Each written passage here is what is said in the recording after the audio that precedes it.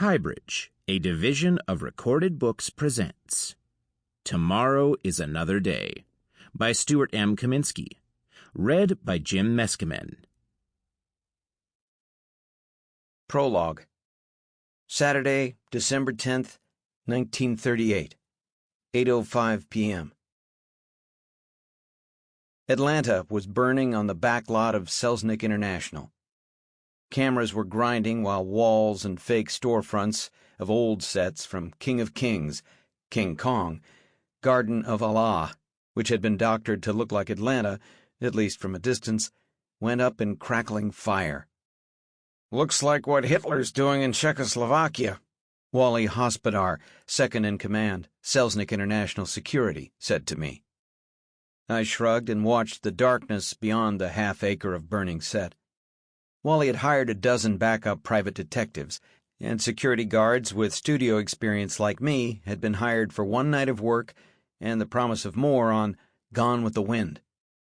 Atlanta was burning, with 7 Technicolor cameras grinding all over the place till they got it right. The studio had its own fire department, but more than 200 studio employees had been given a crash firefighting course and were standing by while the Culver City fire chief, Ernest Gray, tried to control them and all of his own men and trucks. It was a security nightmare. A stray fan in a USC sweater, a guy with a grudge against Selznick or Old Man Mayer, could get in the middle of the shot and force Selznick to rebuild Atlanta and burn it all over again. As it was, the fire had been started 7 times and stopped 7 times and started again where the second unit director, Bill Menzies, wanted some extra coverage. The air was hot, sticky, and smelled of smoke. Reporters who had heard from carefully planted phone calls from Selznick's press people, particularly Russell Birdwell, that the back lot in Culver City was on fire, were trying to talk their way past a detail of security guards. A mile away on Washington Street, Louis B. Mayer and his office staff were probably watching the smoking skies and worrying about the investment they had made in what Selznick had promised would be the biggest movie ever made. Time and money were on the line, not to mention the embarrassment if the long-delayed movie of the century had to close down at the start of shooting. "Wall back there," Wally said, nodding to the right. "That's the one on Skull Island, kept Kong out. I hear that's Hitler's favorite movie." I grunted, the heat warming my face. Wally was a good guy, ready for retirement, fond of the bottle, full of information about the movies, and obsessed with the daily movements of Adolf Hitler, who, Wally insisted, his sagging, jowly face nodding, would soon attack all of Europe and pull us into a war. We were about a dozen yards behind David O. Selznick, who was wearing a helmet and had already gone hoarse from shouting directions through a megaphone from a spindly tower that had been built so he could see every camera and actor, and most of the 40 acres of lot stretching into the early morning darkness. Behind us, George Cukor, director of the movie, was sitting on a chair, whispering to a thin young guy I didn't recognize. Cukor was staying out of the way while the burning of Atlanta was directed by William Cameron Menzies. It was an action shoot, a second unit job, made harder by Selznick's taking over. "The wagon!" Selznick shouted, pacing and smoking a cigarette at the foot of his tower. "Where's the wagon?" The wagon was off to the right, in darkness. Wally and I had been there when Dorothy Fargo and Yakima Canutt, dressed like Scarlett O'Hara and Rhett Butler, had gone over the action with Menzies and his assistant. Yak had been around forever, a lean, bored-hard man with a dark Indian face, as much the king of stuntmen as Clark Gable was king of Hollywood. "Mame stole some publicity. You know Mame?" Wally asked, while I tried to do my job. "Mame says Paulette Goddard's out as Scarlett. Too Jewish, something. Who knows? Start a picture, you don't have a star. Bad luck. Not that I'm fool enough to tell anybody that. Been here since Ince owned the studio. Made it through Goldwyn, Pathé, and RKO. And I'm hanging on with Selznick. You know why I'm hanging on?" "You're not fool enough to give advice," I said. "Precisely," said Wally, pulling out a pouch of Dill's Best and filling his pipe. "Exactly. Precisely." I grunted in understanding. Wally had gotten me on this job and assigned me to work with him on the detail guarding Selznick and the crew. Easy work. And I needed the money. I also wanted to meet Clark Gable. I'd only seen him once before from a distance, when I tried to keep fans from Mickey Rooney at an MGM premiere at Grauman's Chinese. I'd been around Hollywood for all of my almost 50 years. Stars didn't impress me, except for Jimmy Stewart, Buck Jones, and Gable. I'd heard a lot about Gable, some good, some bad, and I wanted to know how much of it was true. But more important, I was getting paid. The flames and smoke of the burning set were climbing high into the sky over Los Angeles, and Selznick was in near panic. He took off his helmet, brushed back his gray, tight curls, and looked at Menzies. "Bill," he pleaded. "Action," Menzies said softly to his assistant, who relayed the order on his phone. A guy in uniform, Confederate gray, wearing a beard and covered with make-believe dust, moved next to us. The lot was full of these war-weary extras, around like popcorn for when the assistant director needed a soldier or 80 soldiers with 3 minutes' notice from Selznick or one of the directors. "Hell of a night," the man said. I didn't look at him. I was watching Yak and Dottie Fargo race onto the burning set on their bucking cart. "Next few days," the man at my side said, "I lie out there and pretend I'm dying. Doesn't look like I'll even get a line, but who knows? You need pull, clout, a break, and who do I know, I ask you?" "That's the way of it," said Wally. "Should have been me," the man next to me said. "You know I tested for Rhett Butler? I've got the look, the accent, but not the credits. I heard them talking. Gable backs out and they maybe go with me. Why not? Big publicity push. Star is born. Character actor Lionel Varney gets the break he deserves." "Don't miss any of this, Selznick was saying more to himself than to Menzies or to Ray Renahan, who was coordinating the cameras. The cart with Yak and Dottie was almost across the set now. No turning back. No reshooting. No problems, Selznick muttered. "It can break a man's heart, his spirit, you know," Varney said at my side. "Tough business," I said. "Wasn't for Gable, I'd be trying on white hats with big brims, smoking thin cigars, paying my bills with cash, kissing Paulette Goddard in front of the cameras," said Varney. "I'm a better actor." "I heard Goddard's out," I said, wondering if the gaffer, off-camera far to the left, was moving forward onto the set. I nudged Wally, who looked where I was pointing. "I know him," said Wally. "No problem there." "Gable's fault," Varney said. "He doesn't need this movie. He's the king. I need it. And instead of wearing fancy clothes, I'll be dying in dirty gray down there tomorrow. Is that fair or is that fair?" It was typical Hollywood feels sorry for myself, I'm a better actor than Paul Muni banter.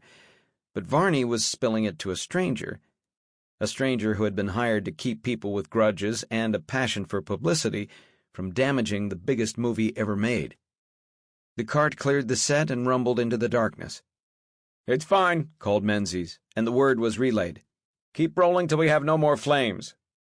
People cheered, and Selznick turned, his face red from the heat of the still-burning set. I turned to look at Varney, but he was a few dozen yards away now, his back to me, walking away with sagging shoulders. I took a step toward him. A man and woman brushed past Varney, almost bumping into him. The man and woman were heading straight for Selznick. I nudged Wally, who turned. "Selznick's brother, Myron, the agent," he said. "Looks like he's had a few under his belt tonight." "He's supposed to be on the set?" I asked. "You want to tell him to go away?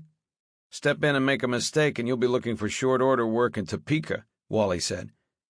I moved closer to Selznick, just in case. Varney had now disappeared. David O. Selznick didn't see his brother and the girl for an instant. He had turned back to light a cigarette and watch the flames consume what was left of the Atlanta set. "David," Myron said. "Went without a hitch, Myron. Without a hitch," Selznick said with a sigh, turning to face his brother. "Did you see?" "David," Myron said, looking in the flickering light like a Freddie March about to turn into Mr. Hyde. "I'd like you to meet Scarlett O'Hara." Selznick turned now and looked down at the young woman.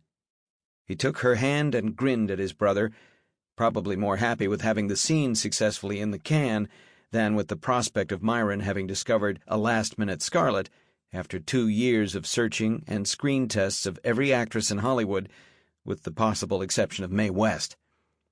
"Vivian Leigh," said Myron, and Vivian Leigh, her small, pale hand in David Selznick's large one, smiled. "Hear that?" Wally said at my side. There was noise all around. Fire trucks, cranes, trucks, the voices of people congratulating each other. "What?" I asked. "Come on," he said, touching my shoulder.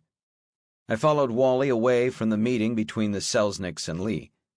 He ran down a gully on his spindly legs and hurried into a stand of bushes. I went after him into the darkness. Now I could hear something ahead of us. Wally plowed ahead until we cleared the trees, went up a little hill, and found ourselves panting and looking at a group of Confederate soldiers who were about 30 yards ahead of us around an open fire. "He's dead," one of the soldiers shouted. "I've seen dead. He's dead." Wally pushed ahead, and we made our way through the group that included the guy named Varney, who had talked to us a few minutes earlier. When we broke through, we saw the dead man, in a gray uniform. He was lying at the bottom of what looked like a drainage ditch. A sword was plunged into his stomach. The sword swayed as if someone had set it in motion. "Anybody see what happened?" Wally said. "Just fell on it, I guess," an extra in a gray private's uniform said. "I saw him fall on it," said Varney, as Wally and I scurried down the side of the ditch toward the dead man. Wally got down first and kneeled next to the corpse, careful not to touch anything. "Dead for sure," he said. "First, probably not the last, on a picture this big." I stood next to him, my trouser cuffs getting wet with mud.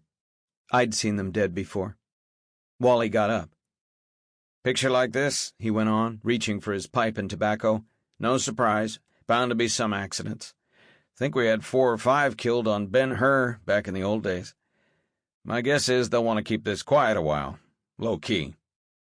I'd seen cover-ups at Warner's when I worked security there. Had even helped with 1 or 2 that would have been the end of rising and falling stars, writers, and directors. Wally and I looked up to the top of the ditch. The Confederate extras had scurried into the night and the smell of burning sets, but someone was standing in the shadows at the top of the hill. Our eyes met for a second, and then Clark Gable, or a hell of a ringer, turned and walked away. Wally spent the next few hours writing the report and talking to the Culver City police. The dead man hadn't been carrying identification. His wallet and things were probably in his car, parked in the lot with hundreds of others. The police would find it, check it out, and mark it down as a freak accident. Case closed. Atlanta burned. On to Terra, being built about half a mile away. I was called early the next afternoon. I was half asleep. "Toby," said Wally, "going to have to let you go. I'll see to it you get paid for the week." The dead soldier? I guessed. "You got it. Powers that be think it best if you and the extras who were around that fire not be here where you might make mention of the incident to a reporter or some gaffer with a big mouth." "I wouldn't do that, Wally," I said. "I know you wouldn't. But this way I don't have to put myself on the line and say so. What do we gain? Nothing. What can I lose? My job. Let's keep it this way. Simple. I'll be looking for more work for you down the line." "Did you talk to Gable?" I asked. "Gable?" "He was there," I said, "top of the hill when we found the body." "Not a chance, Toby," he said. "Gable didn't have a call last night, and he's not the kind that stands around watching people make movies when he doesn't have to." "My mistake," I said. "I'll call you as soon as I've got something for you." It would be 5 years before I talked to Wally again. Chapter 1. Aside from the fact that a giant Samoan named Andy was not standing on the chest of a little man named Charles Westfarland, and the tables and chairs weren't torn and shattered in front of the bandstand, the Mozambique Lounge in Glendale looked pretty much the way it had when I had last been in it, almost 10 years earlier. It was early in the evening, Sunday, February 28th, 1943, and I'd come to see a client who had asked me to meet him at the Mozambique. I said I could, and he had started to give me directions. I cut him off and told him I knew the place. Knew it well. The Mozambique was dark and heavy with the same smell of alcohol and tired lust it had a decade ago. Two couples sat at one of the white and red checkered tables in front of the bandstand, where a bored-looking old guy who looked like Clifton Webb was playing a pretty damn good boogie-woogie version of There's a Breeze on Lake Louise. At the table next to the two couples, who were laughing like phony extras, a trio of uniformed sailors sat nursing Goebel beers and wondering whether they should pay attention to Clifton Webb or swap pre-war stories. Two of the sailors were about 10 years old and probably didn't have any stories but the Three Billy Goats gruff. The third sailor was a lot older. In fact, if he could act, he probably had a good shot at playing Sheridan Whiteside in a road company production of The Man Who Came to Dinner. Seaman Whiteside was doing the talking. The red leatherette booths along the wall to my right were empty except for a guy in the far corner, hidden in the shadows and smoking. The bar was long. Dark wood shined like a mirror from hell, the pride of Lester Gannett, who owned the place and poured the drinks. I was sure that when I last saw him 4 years earlier, Gannett had been leaning on the bar the way he was now. But back then he hadn't been pouring something amber from a bottle into the tumbler of a little girl made up like someone's bad idea of a lady of the evening. The kid in the Army Air Corps uniform next to her smiled and looked at Lester in the hope of getting some acknowledgement of his good luck at finding this infant version of Lana Turner. "Wow," said Sidney, perched at about where he had been a year before the war started. Sidney ruffled his white feathers and closed his beak, looking at me as to one more rich in hope. Sidney was an old cockatoo. The Mozambique was perfect. It even smelled like the jungle. Lester noticed me, his round head cocked to one side like the old bird next to me, as he tried to place my dark eyes and busted nose. I walked forward and sat on a stool 5 down from the painted passion flower playing hooky from 8th grade. Lester slid along behind the bar, bottle in hand, whimsical smile on his face. He looked a little like the moon with pockmarks. "Officer, don't tell me. Let me remember." "Peters," I said, adjusting my tie in the bar mirror and surveying the room. "Peters? No, that's not it," said Gannett. "Pevsner," I said. I changed it to Peters. "Right," said Gannett. "Pevsner. I got a memory or what?" "I get a prize for remembering my own name?" "Sure thing," said Gannett with a grin. "Name it." "Beer," I said. "Suit yourself," he said with a shrug, letting me know that money was no object when it came to someone as important as an ex-cop who could remember his own name. "Been a while." "About 10 years," I said. "I'm not a cop anymore."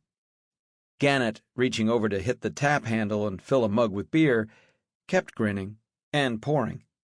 "That a fact?" he said. "A fact," I said, watching the foam spill over the side of the mug he placed in front of me on a cardboard coaster. "Want to take the beer back?" "To your good health," he said with a shrug. "And yours," I agreed, toasting him and taking a drink. "So what you been up to?" he said, figuring maybe that I hadn't just dropped into the Mozambique for old time's sake. "Worked security at Warner Brothers. Been doing private investigations for a while," I said, downing more beer.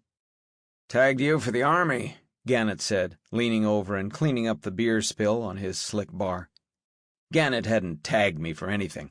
Hadn't even thought about me since Babe Ruth retired from the Boston Braves. "I'm pushing 50, Lester," I said. "No shit," he said, shaking his head. "I'd have said you were 35 tops. I'm 52, and look it, but you—" I looked at myself in the mirror behind the bar. The face belonged to a middleweight who had gone too many losing rounds, at least 2 decades earlier. "I bet you tell that to all the customers," I said, downing the rest of the beer and eyeing the empty mug. "Most," Gannett agreed. "Most. Want another?" This time I shrugged. "It's on you, Peters," he said. "Old times is old times, but—" I fished out a quarter and plucked it on the bar. The piano guy who looked like Clifton Webb finished his song, and 2 people applauded politely. the kid with the infant hooker, and the old sailor. The piano player nodded and launched into Moonlight and Roses. One night, back when I was a Glendale cop, my partner Matt and I took a call about a fight in the Mozambique. Matt was a wheezer, thinking about retiring to a small orange grove near Lompoc. I was a guy with a wife and gun. The fight was over when we got there. A guy as big as a red Los Angeles trolley, with an unsmiling flat face, was standing on the stomach of a decidedly smaller guy who wasn't moving and may not have been breathing. They were right in front of the bandstand. Tables and chairs were overturned, and any customers who might have been around 5 minutes earlier were all on their way home to listen to Stoopnagle and Bud. "He's a Samoan," Lester Gannett had whispered to us from behind the bar. "The big guy or the one on the floor?" I asked. "Big guy," he said. "Other one's Charlie Westfarland, or something like that. Welsh, Irish, something. Who knows?" "Helpful information," I said, while my partner tipped his blue cap back and sat at the bar, facing the path of destruction to the bandstand. "Little guy, Charlie, thought Andy was a Jap," Lester explained. "Said something. You know. Harmless. And Andy goes stark nuts." "Big guy?" I asked. "Big guy," Gannett confirmed. "Been coming in for a week. On a construction job, something over near the cemetery. Who knows? Will you just get him the hell out of here? Night crowd'll be coming soon, and I got a singer. It's Friday, you know? I got a singer Fridays." "Give you 7 to 4, the Samoan falls off the other guy inside a minute," said my partner. I looked at the two men among the mess of broken chairs and scattered tables.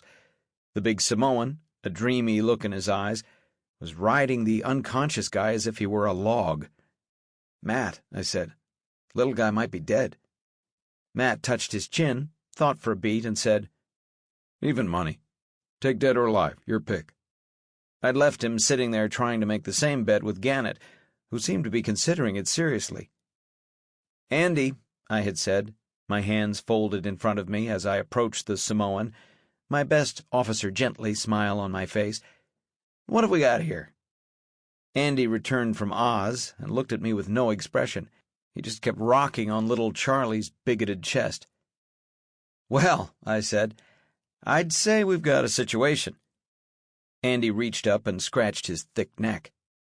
"I'd say you'd better step off the very quiet gentleman so I can see if he's alive." Andy stopped scratching and continued to eye me, as if I were about to do something that might interest him. I looked back at the bar.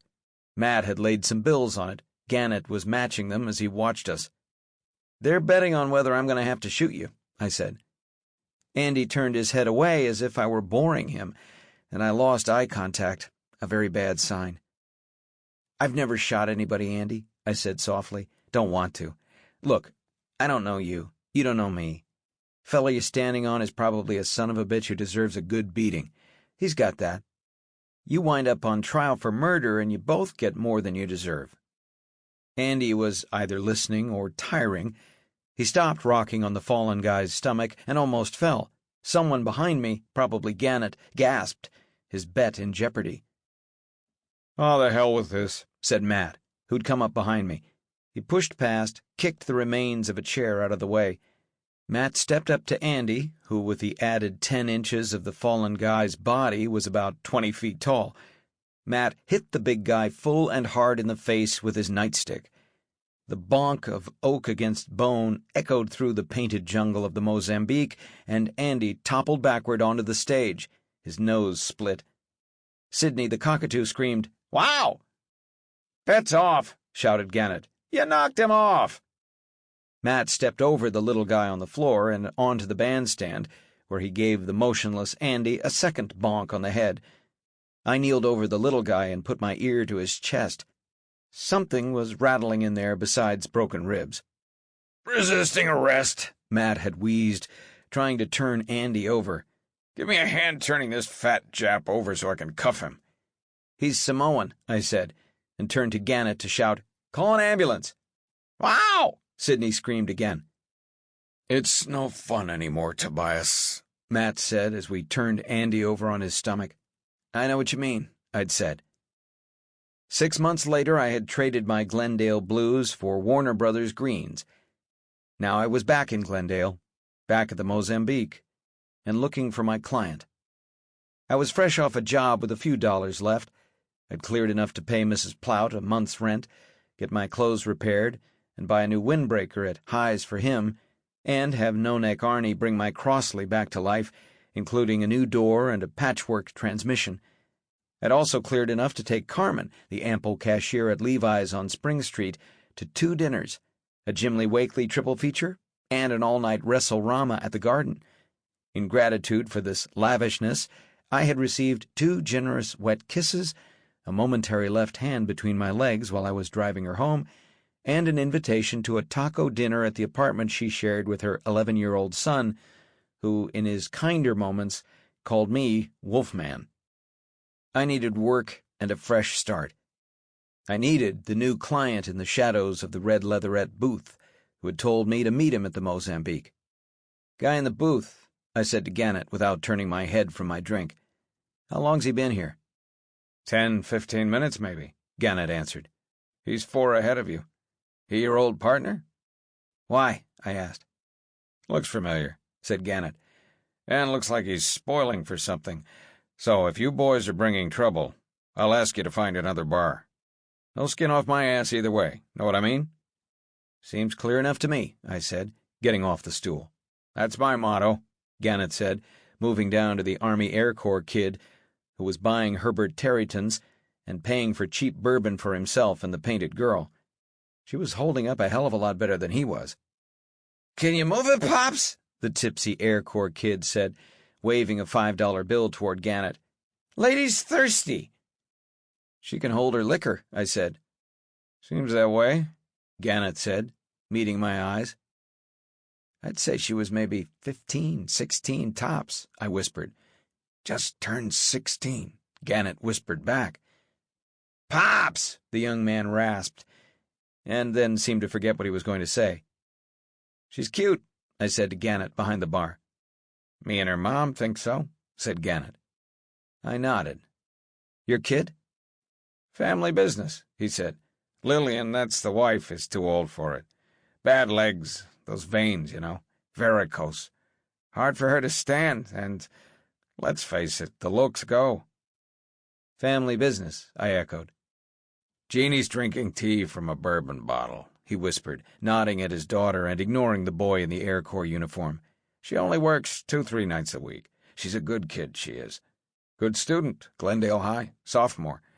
Thinking of going to Stanford if the grades hold up." "You must be proud of her," I said. "I am," said Gannett, the barkeep smile gone. "If you're really undercover, you've got nothing here." "No skin off my ass either way," I said. "Hey, Pops!" the young airman shouted over the piano. "You gonna wait on us, or do we walk?" "You want another beer on the house?" Gannett said to me as he held up a hand to quiet the kid. "No, thanks," I said, turning toward the booths along the wall. "Talent's all gone downtown," Gannett said behind me. "The fleet's always in. The troops are always shipping out. Girls go where the money is. Family man has to make a living." The piano man was dourly humming "I Want to Be Happy" to the keys of his piano as I inched past the 2 couples at the table. One of the men, a guy with short gray hair, said, "And Aby says, he says—" The guy was choking with tears of laughter as he said in what he thought sounded like the voice of an old Jew, "So, what would you want from me? I should pay him cash?" The other man and the 2 women at the table broke up. One of them slapped the table. "Pay him cash?" One of the women gasped. "Oh, Frank!" One of the young sailors at the next table had picked up the tail end of the joke. He didn't find it funny. I would have given my old partner 7-4 that the young sailor was named something like Bernstein, and that he was now waiting for an anti-Semitic punchline. The automatic sensor on the back of my neck was ready to distance me and my potential client from a scene that might make Andy the Samoan's body-rolling act 4 years ago look like amateur night at St. Anne's Church. I slid into the dark booth across from the man, who took a drag on his cigarette.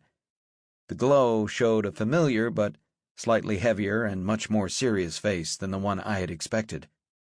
"Peters?" he said. "Peters," I confirmed, holding out my hand. He took it. Clark Gable was dressed in a long-sleeved black pullover shirt. Sample complete. Ready to continue?